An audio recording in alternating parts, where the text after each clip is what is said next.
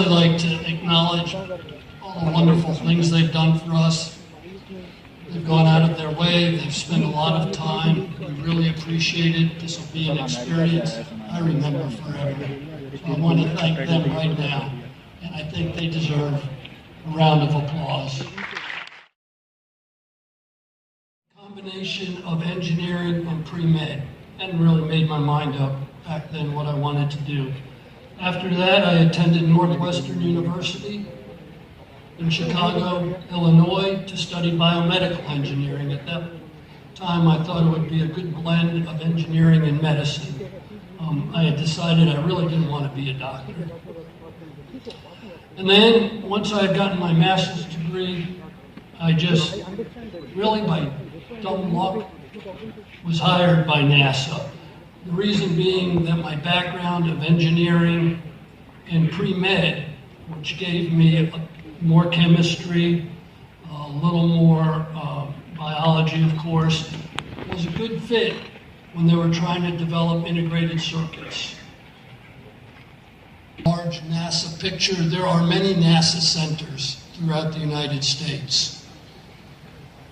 And the one I work at is at Goddard, which is over in Greenbelt, Maryland. I have a colleague here who works at Johnson, which is in Texas. You know about these, you may be familiar with. One that's of particular importance for, let me give you a little history, and I hope I'm not insulting anybody's intelligence here. Many of you I know are probably familiar with this circuit on the right, but in 1974, it was only 15 years or so since the transistor had really been invented. And NASA, of course, is trying to send satellites into outer space, and you need things to be small. Transistors are small, integrated circuits are even smaller. So the metal oxide semiconductor field start to do at NASA. CMOS, which is another version of integrated circuit, is Mather, who had been a graduate student at Berkeley, had theorized the Big Bang explosion had occurred 13 billion years earlier, and that's how the universe began. NASA saw John's research and said, we achieve, as I point out on the right here, what we called back then large-scale integration devices on a single piece of silicon. That was a major accomplishment in that era. And these devices were critical for NASA mission in the 70s and 80s. We also work on these amorphous silicon devices, which will become the future solar cells that are used in solar cell panels throughout the world. But the real thrust comes in our detector development. And we start making infrared detectors, sensors, where you are today. In 1980, laptops are still 20 years in the future. There are no laptops. We didn't even have an idea that a laptop would exist. The internet, non-existent, still 15 years ahead. Desktop computers, which everybody at NASA has. But in 1975, NASA, you see, and industry, you see, we were about at the same place. But NASA couldn't go out and buy new equipment each time it was developed. It's too costly. Industry could. In 1976, after I was told to make a CMOS device, design and make it, this is what we came up with. This is an integrated circuit that I just love looking at, and have loved looking at it for almost 50 years. This is a chip, these are the transistors, and the image on the right is just a magnified view of a section in here. And when you're making these devices, maybe some of you have been doing this as part of your curriculum, but you get to look at it under the microscope very frequently. And of the same device, you can see the colors are different. And it's because, without getting into the details, but the oxide, the charged coupled devices look like that we made in 1977. And until recently, CCDs were the device that was used for all imaging systems. Since we didn't have the resources to buy new equipment, one where we're actually making the transistor in the third dimension. We're burying it a little bit. This is an electron microscope photograph. This area here, if you were to look at it under a regular microscope, would look like mirror finish aluminum. But under the electron microscope, the magnification is so high you get to see the surface texture of shiny aluminum. One of the things that's NASA, of course, is a taxpayer-funded institution, and so it's our responsibility that anything we develop for NASA from 1980 to 1990. Three important events occurred. One, the laboratory that was developed in the 60s and 70s was interspersed with office space. And for those of you that know about wafer fabrication, you really can't do that. It's just too hazardous. But my pride and joy, this CMOS chip that I had made, that I still carry occasionally, could fit in this little quadrant of this Japanese DRAM chip. So this guy has 1,000 devices. This guy has 500,000 devices. Yes. And instantly I knew they were so far ahead the curves. So this is the crack architectural design team.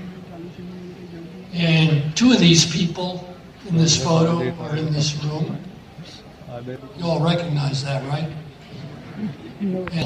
So we went from high school chemistry labs, basically, to this beautiful facility. And this is a facility we still use today. The equipment has to be upgraded, but as you can see, just looking at it, even if you don't know what it is, it looks expensive. And it is. Today has a detector of one sort or another. Your eyeballs are detectors. But to understand what the value of a detector is, really you need to know what a photon is. And a photon is just a packet of energy. They're everywhere. But it's x-axis.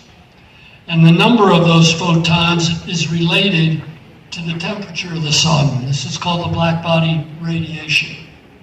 And there's some relationships there that are important. But we don't really need to go into the details of that here. So again, all NASA science missions require detectors. They don't require lots of them, but without a detector, there's no mission. So in the late 1970s, the detectors we were making were just starting selection to choose from. So this is the Cosmic Background Explorer that we started building in 1976. This white tank is a big liquid helium tank that we're going to launch into space. It's going to keep these detectors cold to 4.2 Kelvin, almost minus 270 centigrade. We build this instrument with 14 pixels, 14 detectors. And it gets launched into space, and the helium was determined that it would only last 9 months because it warms up and evaporates.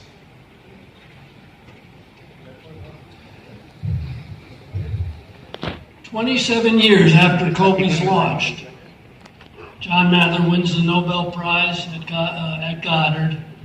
All the data that was collected, and all data was collected by those 14 pixels.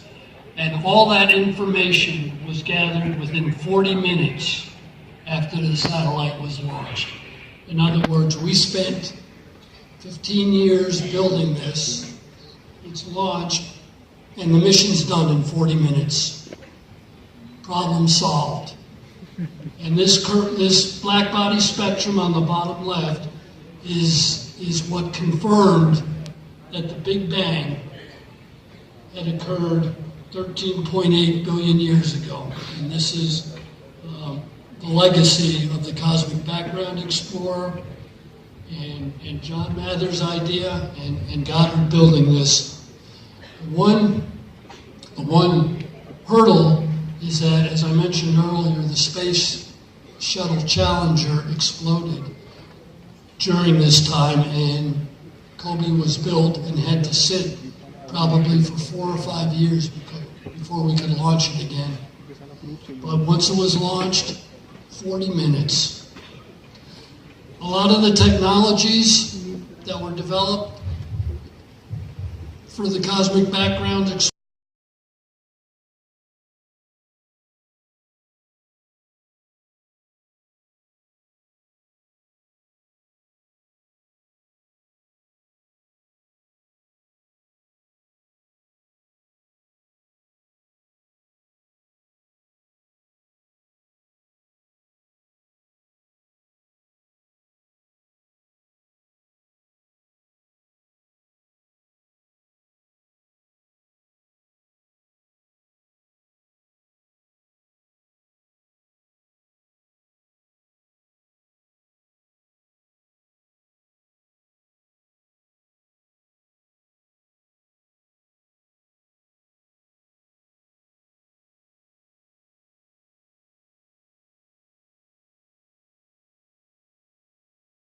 now to develop infrared detector technology to support big missions.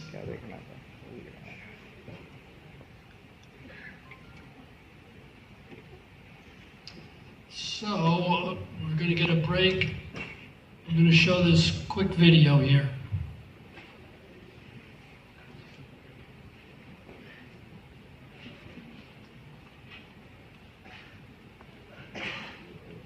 Okay. Objects emit infrared radiation, and the characteristics of the infrared radiation are primarily dependent on the temperature of the object. One of the unique features of QUIP technology is the ability to what we call band gap engineer, and that is we can spectrally tune the QUIP detector to respond to certain wavelengths. One of the steps in developing a flight instrument, there's really a sequence of steps you have to go through. Obviously, you're going to develop it and test it in the lab. But then the next step is to really take it to the field and test it. And the step after that is to try and get it into an airplane and test it there. I mean, these are all small steps that are necessary to qualify it to be launch worthy. This process can really take many years. We look for applications, and many of them are science applications, where our cameras can be tested on the ground. And one such application is we've collaborated with the U.S. Geological Survey. They have great interest in trying to find caves on Mars. And one of the features we think that a cave might exhibit is the cave entrance, the opening. We expect it, since it's sort of tied to very deep in the ground, to have sort of a stable temperature.